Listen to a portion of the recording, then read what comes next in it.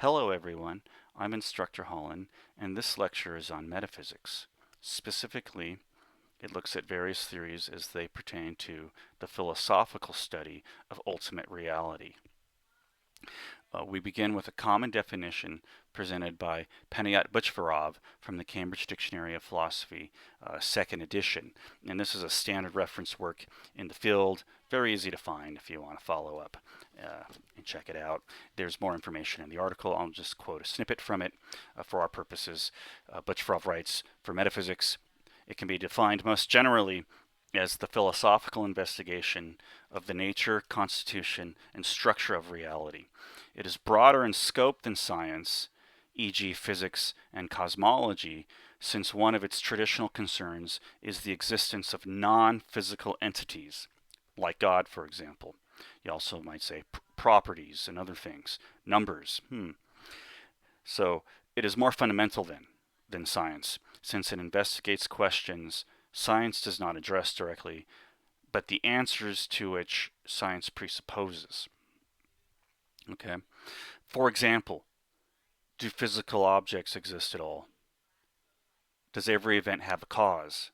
Those are prior philosophical questions that require philosophical inquiry and answer. Science will presuppose those answers and then get to work. That's what Butchvarov is saying. So they're not identical. To be precise, then, in our course, some subjects in the field of metaphysics will be treated in specific chapters and specific units in modules in the course. For example, the mind-body problem. We will look at that specifically, along with the problem of personal identity. We will also look at the problem of free will specifically in some detail for an intro class, right? And other problems that are classified under metaphysics, but they will receive their own treatment because they're specific problems in that field. Okay. So for our lecture here, we focus mainly then on the general definition of metaphysics as the study of ultimate reality. What's most real? So we'll begin with consideration of the ancient Greeks, and many of these are classically referenced as the pre-Socratics, and they held a number of different views about the nature of ultimate reality, beginning with materialist views, materialist conceptions. Their idea was that the stuff of reality is at rock bottom something material, right? And these philosophers include Thales, Anaximander, Anaximenes, Heraclitus, and Democritus. Now, Thales thought the ultimate stuff of reality was water. Anaximander thought the ultimate stuff of reality was an undefinable or an indefinite type of stuff, okay? Undescribable type of material stuff. Anaximenes thought that ultimate reality was air, and that air was very fine matter, but air nonetheless. Heraclitus argued that it was in fact fire. And Democritus notably held to a very early form of atomism, that the stuff of ultimate reality consisted of tiny little atoms. Now, the atomic theory of matter was rejected by Aristotle, and Aristotle's influence was so pervasive throughout history. He was appropriated. He came to dominate Greek thought and was appropriated later by Islamic scholars and then Christian scholars through the Middle Ages and so forth. For hundreds and hundreds of years, Aristotle's theories dominated the field in philosophy. And on this subject, because he rejected the atomic theory of matter, most philosophers did as well. And as a result, the atomic theory of matter was not rediscovered until modern times, really, since just a little before Einstein, I believe. I did a little work on this. There's a strange irony there. Unfortunately, we followed him because of the power of this man's intellect. We just followed him for hundreds of years, and we were mistaken, right? Because he was mistaken. But the atomic theory of matter has been rediscovered in our time. So Democritus is a kind of early forerunner of our modern view of matter. Of course, there are differences, but still an early example of this modern atomic theory of matter. Okay. So next we'll consider the immaterialists, Pythagoras, Parmenides, Zeno of Elea, and Heraclitus. Now this Heraclitus is different from the previous Heraclitus who thought that the stuff of ultimate reality was material fire. And that's one Heraclitus. Fire Heraclitus. This is a different Heraclitus here. So these philosophers thought that ultimate reality was immaterial. All right, but their explanations also differed. So Pythagoras thought that ultimate reality consisted of numbers. And the idea here is that numbers are unchanging realities. They're real because truths of arithmetic are real, or there are statements of math that are true. So there must be something to which they correspond. I think it's like the idea. And so there must be these numbers, and they're always the same. Two is always after 1 and before 3, and 2 plus 2 always equals 4, etc., etc. They never change, but everything we perceive changes constantly, is in a constant state of change. So I think Pythagoras' idea was that since the matter that we see is always changing, but these numbers always stay the same, that's what's most real. Okay, that's kind of the idea. So Parmenides felt that the immaterial stuff of reality was an unknown, unchanging, immaterial thing. Okay, kind of parallel. Parmenides' view is like the immaterial counterpart to Anaximander's idea that it's an indefinite material stuff, right? Parmenides just says, no, it's an unknown, unchanging, immaterial stuff. Okay. Now Zeno of Elea held that the immaterial stuff of reality was unchanging, and that motion, though, notably on his view, motion is, as a consequence, not real. And this is where we can think of interesting paradoxes that arise out of this view. But the main point of emphasis is just that he added this other idea that motion is therefore unreal too, on this immaterialist, unchanging view of ultimate reality. So Heraclitus, not the fire Heraclitus, the immaterialist Heraclitus, thought that reality is changing, but it has an unchanging underlying principle of reason, the logos. Okay, so he starts to combine those, change and unchangingness, and now that can kind of conceptually lead to what we end up classifying as a dualism. And dualism combines elements of both the materialist views that we considered and the immaterialist views that we considered, and that's why you have the two, and so that's why you have the dualism. Okay, on this from this view. And some ancient dualists, of course, the most famous include Plato and Aristotle. So Plato thought that material reality was less real than the immaterial realm of the unchanging forms. So there's a kind of like two layers of reality, the world we experience. And he was heavily influenced by Pythagoras. So for the other world, which Pythagoras identified with numbers, Plato kind of expanded on that and thought that it included more than numbers. And he called these things forms. Today we refer to them as abstract objects, okay?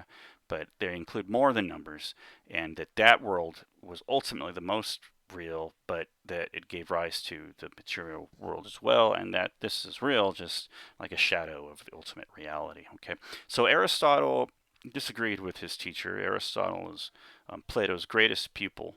Okay, and what he held was he took Plato's forms and brought them down into the particular things that we experience that exist, and said, okay, these unchanging forms don't exist outside of the things that we experience in the particular things in the world. So there are not two realms, there's just one, and they both coincide and interact with each other in a sense. And both are just as real then. Okay. So for further discussion of philosophers from this period and their metaphysical views, see our textbook readings, Levin, Ancient Philosophy Reader, 2018. He covers a number of sources for the different views, and you can look at the first few hundred pages of that book, look through the table of contents to help navigate the source. And you can look specifically at Payne, 2015, pages 23 to 35, and you can look at McLaughlin, published 2017, at pages 111 to 148 for more details. So, picking up with the question of what is most real in the modern era, we turn to philosophers like Descartes, Spinoza, Leibniz, Berkeley, Kant, Schopenhauer, and Hegel. The theories of these philosophers are each presented in the context of discussion of the mind-body problem. The mind-body problem is the problem of explaining how the mind and body are related to each other. The different answers each of these thinkers present correspond closely to the same divisions introduced that we just considered in ancient Greece.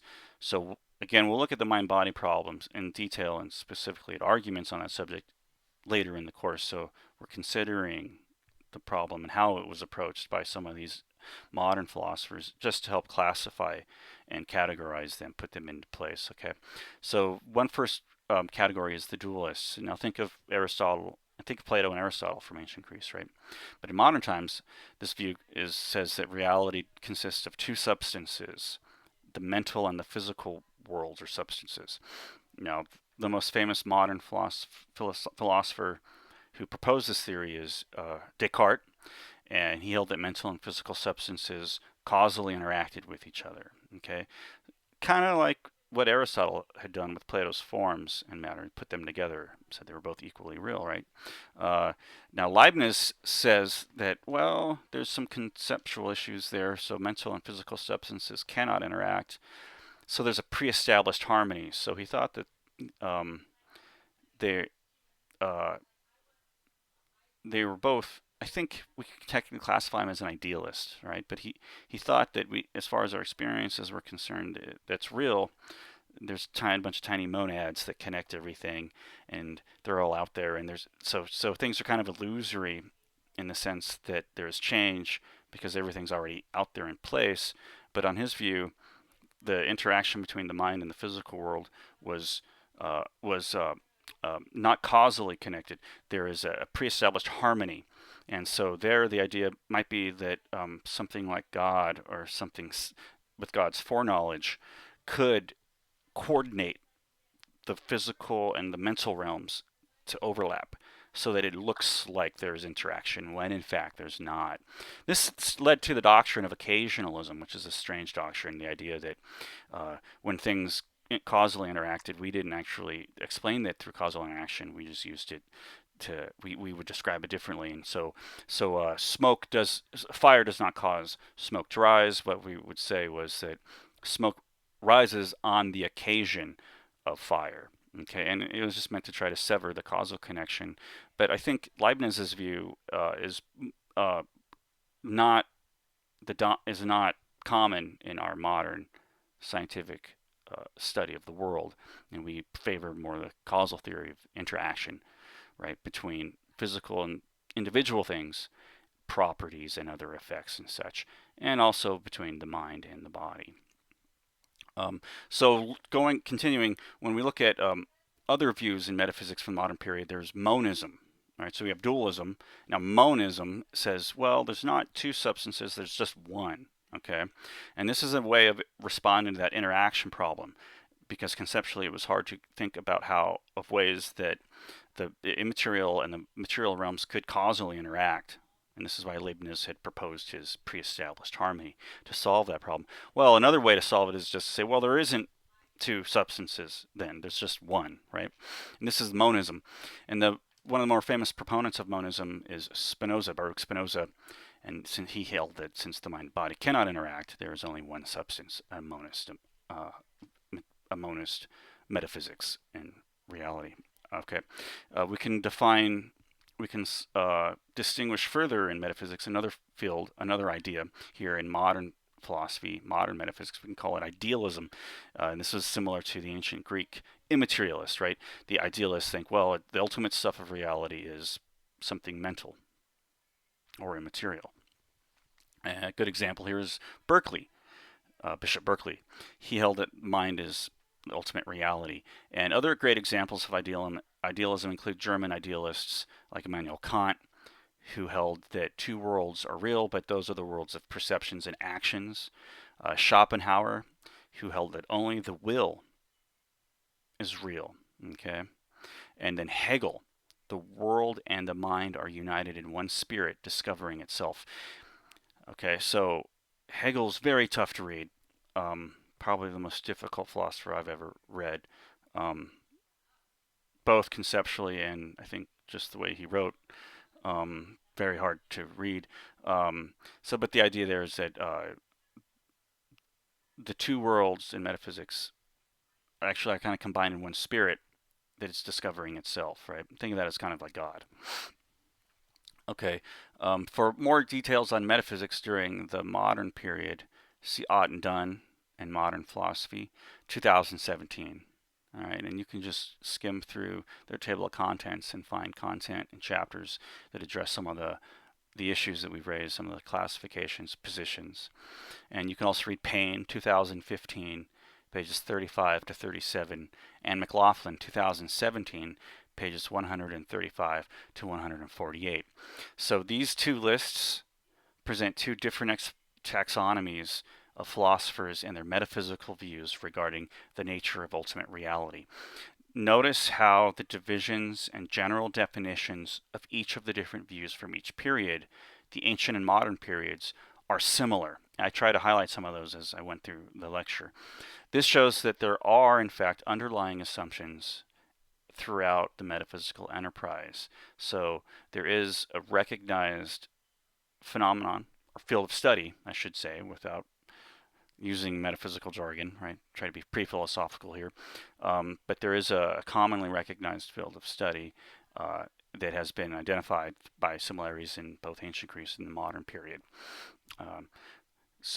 In addition to this lecture then on metaphysics, I've included other source material and supplemental reading and multimedia, and I recommend reviewing that material when you can. And I will be returning shortly with more lectures for all of you. Please feel free to write me with any questions that you may have, or attend a virtual office hours session over Zoom if you want to talk about any of the content we're covering, any of the activities, or anything in my lectures, or my comments and grading, or anything like that. Okay. Look forward to talking and seeing you guys soon again. Take care. Bye bye.